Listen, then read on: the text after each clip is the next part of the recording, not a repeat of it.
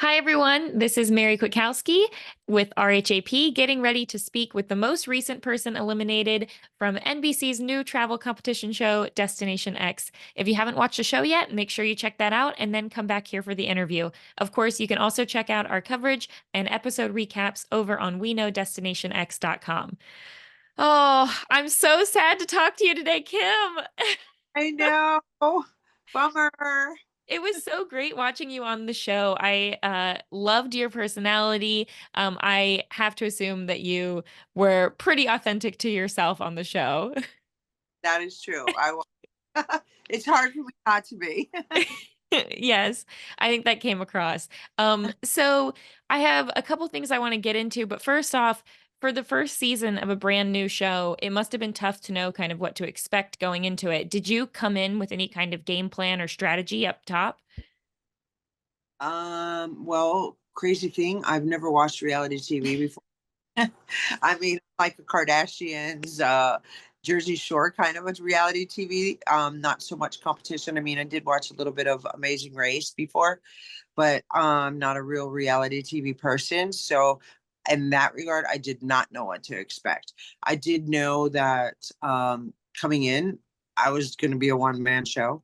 Basically, I if I had to, if it would have gotten down to the nitty gritty, I would have had to cut throat. But I knew that getting me to as far as I could, I would just be on my own. I felt like I was really prepared, knowledgeable.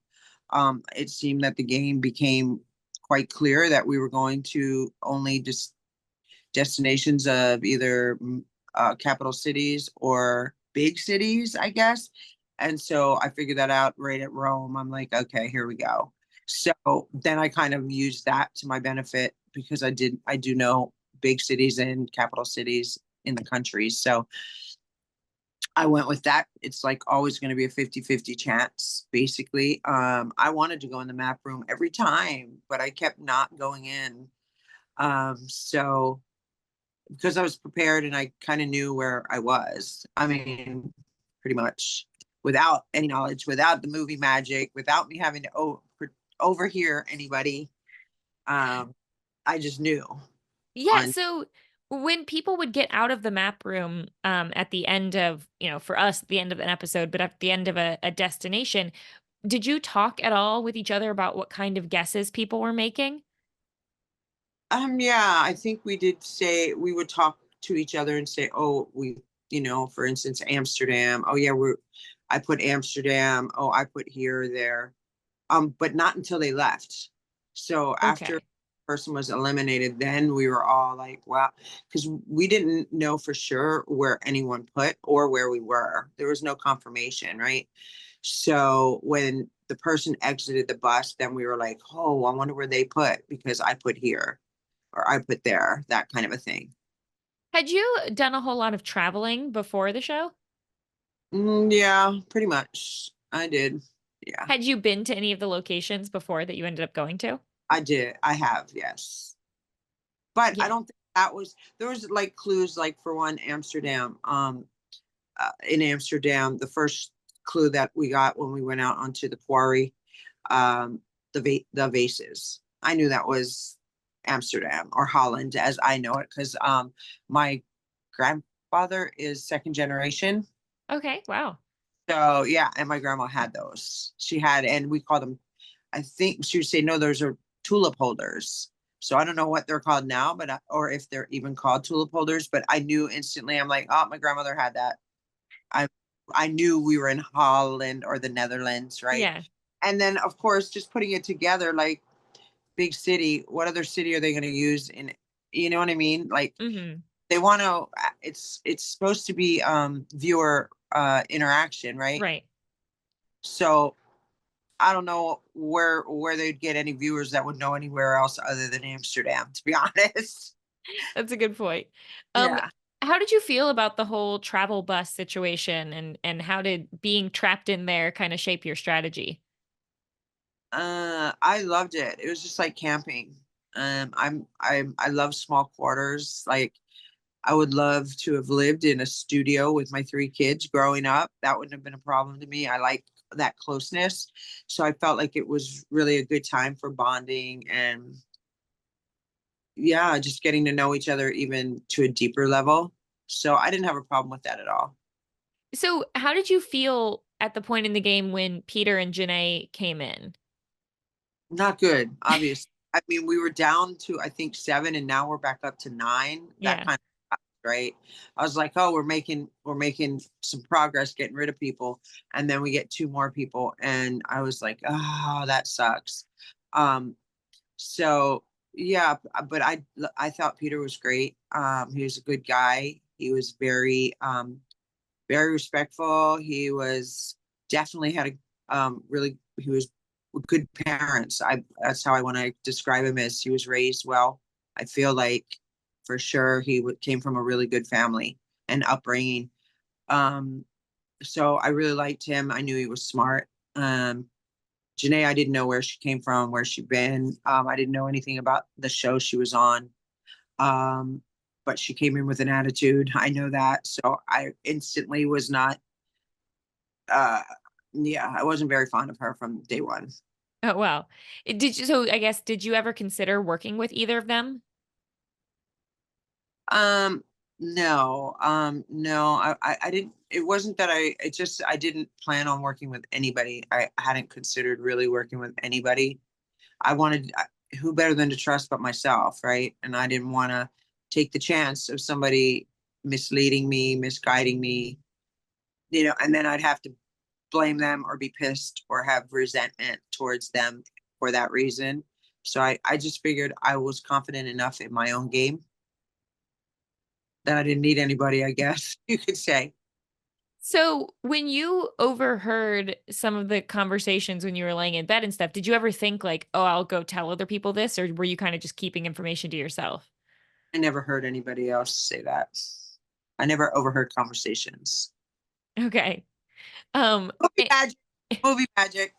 I guess blame it on the movie magic because I did not believe that happened. And as a matter of fact, Peter, prior to that, when I knew we were in Amsterdam, we were on the bus and we were sitting in the front. It was Mac, um, myself, and Peter was on the other side, but he was sleeping, or I thought he was sleeping. So I was talking to Mac, and I'm like, "Yeah, you know what? If I get out here, I wouldn't mind because first thing I'm going to do is go buy my granddaughter a pair of wooden shoes." And this is before anybody really kind of. And Peter Mac kicked me from under the table, and she's like, "Hey!" And she pointed to him, and I'm like, and I look over, and Peter goes, "Thanks, Kim," because I didn't know where we were. He could have been BSing, Yeah. but no, but he did say that he's like, oh, and he referred to it later. If it hadn't been for Kim talking about the wooden shoes, I really wasn't sure. So, no, I didn't get any information from them that way. So, considering that you sorry, go ahead. Had it, I mean, no, I probably wouldn't have told anybody. Okay, yeah, because I, it I, seemed like you kinda wanted to be, a lone wolf, trusting your own self. oh, the whole time, Yeah. whole time. So, were you noticing any of the other alliances form? Oh yeah, for sure. And some because I knew Rick and Ty from day one were untrustworthy from the tarmac. I picked them out at the tarmac and said, stay away from them. Just vibes? Yeah, energy, Yeah, vibes. Yeah, I was like, Um, interesting. yeah, and I told several people, they'll attest to it. They're like, Kim said that from day one. Don't trust Rick. Don't trust I. And they kept saying it every time something would happen. They were like, Kim, you were right. Don't trust. So I did share that with them about the energy and not to trust whatever. But as far as information, no, I didn't really share too much information. Like he said, she said, oh, she said that. That's not my style really or my game. And I know it's part of reality TV, all the drama, but I don't know. I'm a little too old for that. Maybe I don't know. What did you think about the showmance relationship forming with Allie and Shane? Dumb. Bad move. I told them both that. Yeah, I definitely told them both. Are you sure? Because like this could change. This is going to change everything. The way you think, the way you play, the way everything, your alliances and everything. But Yeah, It's both said, we got it, we got it. And Allie, don't worry, I got it, I'm okay. And I'm like, all right, just watch out. What did you think of the different challenges you had to do throughout the game? They were okay. Um, they were okay. The best, the funnest, craziest, funnest was the one in Amsterdam where we ate Hmm. the. I was just in heaven. I felt like I was in an amusement park. And I love amusement parks, right? I love the roller coasters and all that. So I'm like, I just thought I was on like up in the sky. Just even though we had to eat the stinky food and everything, it was. I screamed the whole time just because I was so happy up there. It was Oh my crazy. gosh. Yeah, it was probably the best, the funnest, you know. Yeah. Well, and then in terms of other ones, in your final episode with the train challenge, it looked like you decided to kind of hold the information about what the red herring clue you got was. Is that accurate, or did you end up telling anyone else what No, the city you heard was? I don't think I told anybody. I didn't agree with Peter's strategy on that one. I'm like, I would have rather played, Hmm. yeah, I didn't agree with that. So I didn't really have much to say. And I just followed his lead, I guess you could say. But no, I didn't think any of it was um pertinent information, to be honest. Yeah. Yeah, only so much you can do with knowing where you're not. Yeah. Um, did you have any kind of strategy going into that basket challenge with the apple? Because you did manage to fool Rick to where he took the basket from you. Is that what you were hoping would happen? No, I wanted my apple. I wanted to go to. I was exhausted. Janae and I had an argument a couple nights before, and I couldn't ride. I felt like I didn't want to be on the bus with her anymore. So I want Mm, my plan when I saw the red apple. I'm like, perfect, my escape. And interesting. stole it, and I'm like, damn it, I I want my apple because I want to kind of fudge the map room, and then but then I ended up getting it back. So I was like, okay, good. Um, yeah, so that was my intentions. I was ready to go home. Oh, Basically, okay. I knew we were in Munich. I mean, hello, we're on a bus. We're in Europe. It's almost October. You don't think we're going to where Oktoberfest is? That was common sense. Interesting. Everything that every place that I figured there was so much common sense to it as what kind of got me through too. So I knew it was common sense, but then I was like, and that wasn't my plan going in the map room choosing that. I wanted to choose my hometown. Oh, And that was what my plan was. But then I quickly got reeled back in and told contract you can't do that, right? So then I had to go in and pretend like I didn't know where I was, and that sucks. But interesting. Okay, so you did know you were in Munich then. absolutely, yeah. Oh. Jeffrey said that to me when we got to the Oktoberfest celebration. He's like, "You knew where you were, didn't you?" And I said, "I sure did." He So, said, did you actually get to go and enjoy some of that Oktoberfest celebration then? "I did. I did. I enjoyed it. I got to stick around for a little while. I can't tell you where I went because those are the next destinations, but I stuck around for um, a few destinations, I could say, and Okay. was able to enjoy a little bit. So it was great. Yeah, that's awesome. Yeah. Well, is there anything else from the show that you want to highlight that maybe we weren't able to see?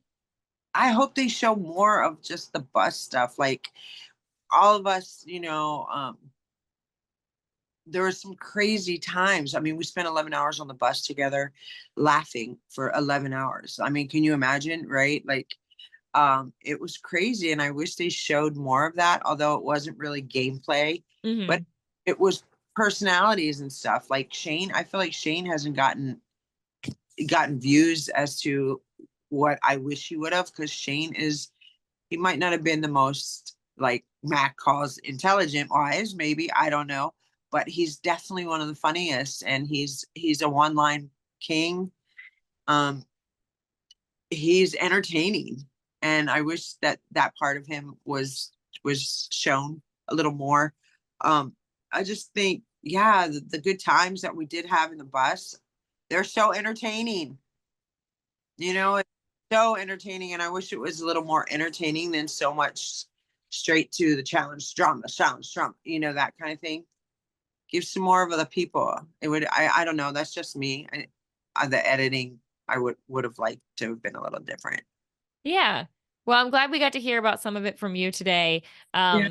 Yeah, it's been great talking with you. Is there anywhere where you want listeners to follow you online or anything else? Oh no, they'll find me. Trust me, the haters hate, and they know how to find people. They can find me. They want to find me that bad. They know where to go. But I appreciate talking with you today. It's been great. Yeah, yeah, really great. Loved seeing you on the show. All Okay, right. thank you. Have Thank a good you. bye. This is RHAP. We know reality TV.